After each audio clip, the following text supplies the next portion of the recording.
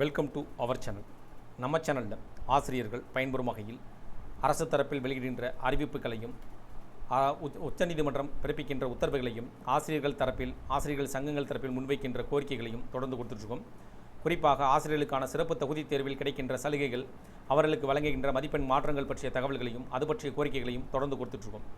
அதன் அடிப்படையில் இன்றைய தினம் STET சிறப்பு ஆசிரியர்கள் தகுதி தேர்வு 2026 ஆசிரியர்களுக்கு பாஸ் மார்க் குறைப்பு, வெயிட்டேஜ் மார்க் பற்றிய 2 முக்கிய தகவல் வெளியாகியுள்ளது.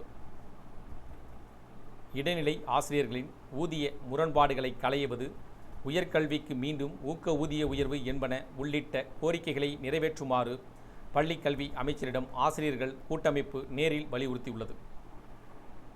தமிழ்நாடு தொடக்க கல்வி ஆசிரியர்கள் இயக்கங்களின் கூட்டு நடவடிக்கை குழுவின் டிட்டோஜாக் மாநில உயர்மட்ட குழு உறுப்பினர்கள் தலைமைச் செயலகத்தில் பள்ளிக் கல்வித்துறை அமைச்சர் ராஜ்மோகனை நேற்று சந்தித்து கோரிக்கை மனுவை வழங்கியுள்ளனர். அந்த மனுவில் கூறியிருப்பதாவது: இடைநிலை ஆசிரியர்களின் ஊதிய முரண்பாடுகளை களைய உடனடி நடவடிக்கை எடுக்க வேண்டும். ஆசிரியர்களுக்கு முன்பு வழங்கப்பட்ட உயர்கல்விக்கான ஊக்க ஊதிய உயர்வை மீண்டும் வழங்க வேண்டும். தேர்தல் வாக்குறுதியின்படி அரசு ஊழியர்களுக்கு மீண்டும் பழைய ஓய்வூதிய திட்டத்தை அமல்படுத்த வேண்டும். பணியில் உள்ள ஆசிரியர்களுக்கான நடத்தப்பட்ட சிறப்பு ஆசிரியர் தகுதி தேர்வில் தேர்ச்சி மதிப்பெண்களை குறைக்க வேண்டும். பணி அனுபவம் மற்றும் உயர்கல்வி தகுதிக்கேற்ப வெயிட்டேஜ் மதிப்பெண்கள் வழங்க வேண்டும்.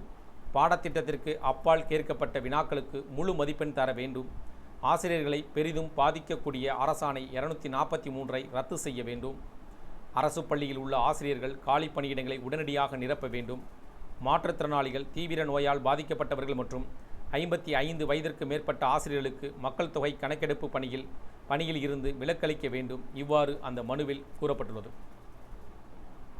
இந்த மனுவை பெற்றுக்கொண்ட அமைச்சர் ராஜ்மோகன் கோரிக்கைகள் மீது உரிய நடவடிக்கை எடுப்பதாக உறுதியளித்தார் என தமிழக ஆரம்ப பள்ளி ஆசிரியர்கள் சங்க பொதுச் செயலாளர் DR ஜான் வெஸ்லி தெரிவித்திருப்பதாக தகவல்கள் வெளியாகிறது.